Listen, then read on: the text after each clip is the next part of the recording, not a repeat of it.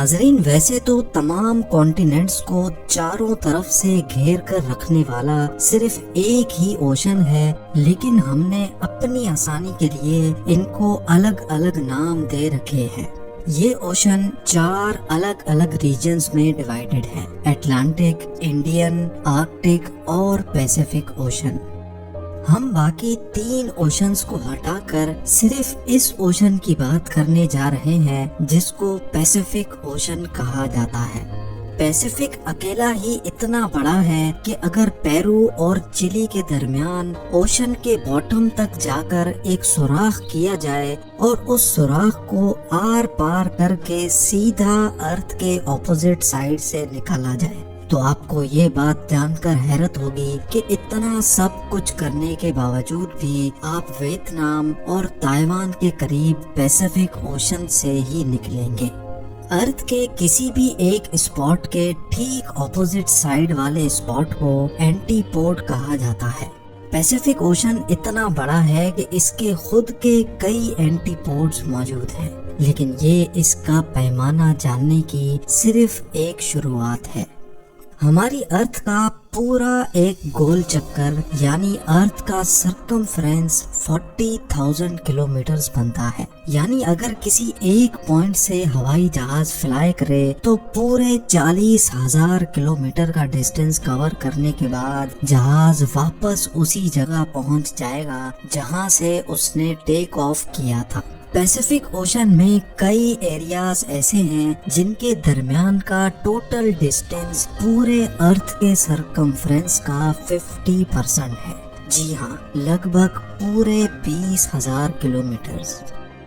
یہ حصہ انڈونیشیا اور کولمبیا کے درمیان موجود ہے، جس کو پیسیفک اوشن کا سب سے لمبا حصہ مانا جاتا ہے، اور یہ تقریباً 20,000 کلومیٹر بنتا ہے۔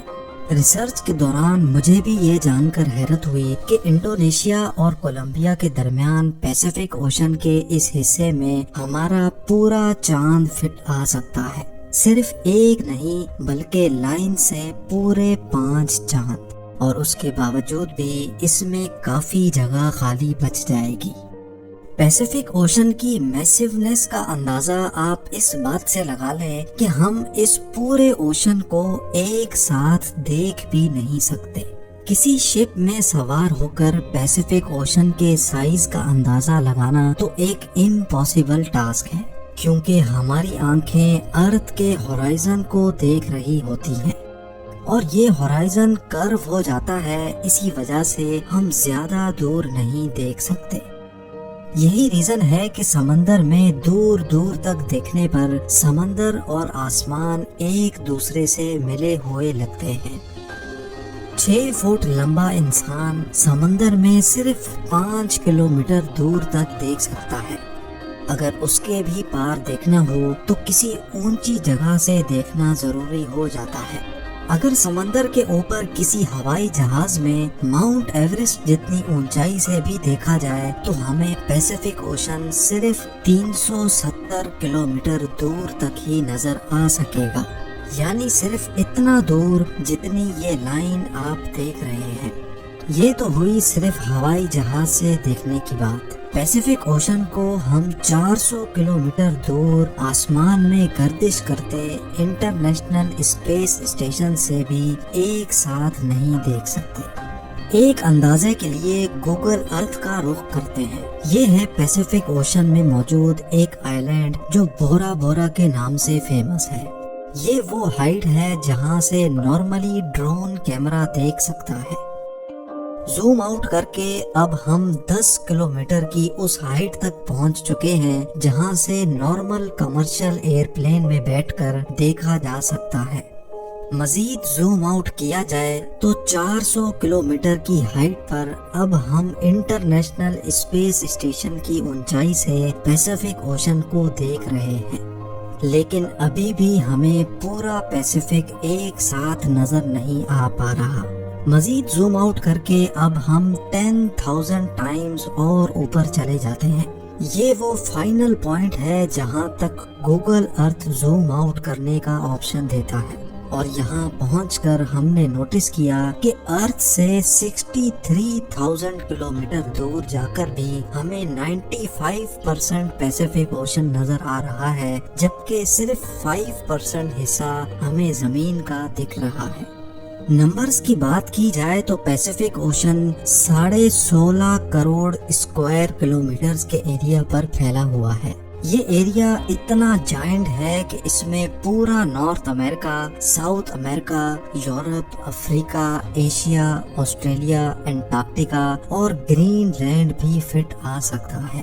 کل ملا کر بات کی جائے تو جہاں پیسیفک اوشن کا ایریا 16.5 کروڑ اسکوائر کلومیٹرز ہے، وہیں ارتھ پر موجود ساری زمین کا کمبائنڈ ایریا ہی 14 کروڑ اسکوائر کلومیٹرز بنتا ہے۔ یعنی ہماری دنیا کی تمام زمین، سارے پہاڑ، ریگستان اور جنگلات پیسیفک اوشن میں فٹ آ سکتے ہیں، اور اس کے بعد بھی اس میں اتنی جگہ بچ جائے گی جس میں انڈیا جیسی 8 کنٹریز فٹ آ سکیں۔ یاد رہے کہ ہم یہاں 4 اوشنز میں سے صرف ایک یعنی پیسیفک اوشن کے بارے میں بات کر رہے ہیں۔ کانٹیننٹس کو ہٹا کر اب ہم کسی اور پلینٹ کی بات کرتے ہیں۔ چلیں ہم اپنے پڑوسی پلینٹ مارس کی اگزامپل لیتے ہیں۔ مارس کا total area 14.8 crore square kilometres ہے۔ اگر پیسیفک اوشن کے پانی کا پورے مارس پلینٹ سے مقابلہ کروایا جائے تو حیرت انگیز طور پہ پورا کا پورا مارس، اس میں موجود تمام کریٹرز اور ماؤنٹینز سب کے سب پانی میں کئی 100 فیٹ تک ڈوب جائیں گے۔ ابھی تک ہم نے پیسیفک اوشن کے سرفیس یعنی اس کی سطح کے بارے میں بات کی ہے۔ جتنا بڑا یہ اوپر سے دکھتا ہے اس سے بھی کئی زیادہ یہ گہرا بھی ہے۔ پیسیفک اوشن میں چیلنجر ڈیپ ٹرینچ کے نام سے پہچانا جانے والا پوائنٹ ابھی تک ڈھونڈا جانے والا سب سے ڈیپسٹ پوائنٹ ہے، جو سمندر کی سطح سے 11 کلومیٹر نیچے ہے، اور پیسیفک کا یہ گہرا ترین پوائنٹ کوئی اکیلا نہیں ہے۔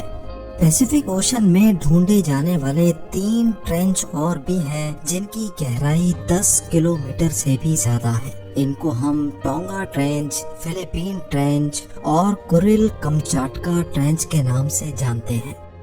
اب جانتے ہیں پیسیفک اوشن کے بارے میں چند لاجواب فیکٹس۔ آج سے 509 سال پہلے فرڈینینڈ میگیلن نامی یورپین شخص نے پورا پیسیفک اوشن پار کیا تھا، اور اسی نے ہی اس کو پیسیفک کا نام دیا تھا، جس کا مطلب ہے پیسفل سی۔ ہر گزرتے سال پیسیفک اوشن چھوٹا ہوتا جا رہا ہے، جس کا main reason under water tectonic plates کی موومنٹ ہے۔ لیکن اچھی بات یہ ہے کہ جتنا چھوٹا پیسیفک ہوتا جا رہا ہے، اسی اسپیڈ سے اٹلانٹک اوشن بڑا بھی ہو رہا ہے۔ دنیا میں زیادہ تر ارتھ کویکس اور سونامی پیسیفک اوشن کے باٹم پر موجود ٹیکٹونک پلیٹس کی وجہ سے آتے ہیں۔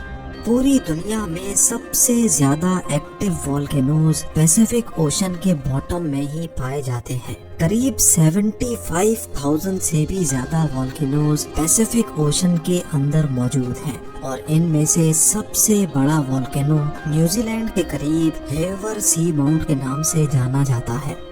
باقی تمام چیزوں کے ساتھ ساتھ آئی لینڈز میں بھی پیسیفک کا پہلا نمبر ہے۔ پورے پیسیفک اوشن میں 25,000 سے بھی زیادہ آئی لینڈز موجود ہیں، اور ان میں سے ہزاروں آئی لینڈز ایسے ہیں جن پر آج تک کوئی انسان نہیں جا پایا۔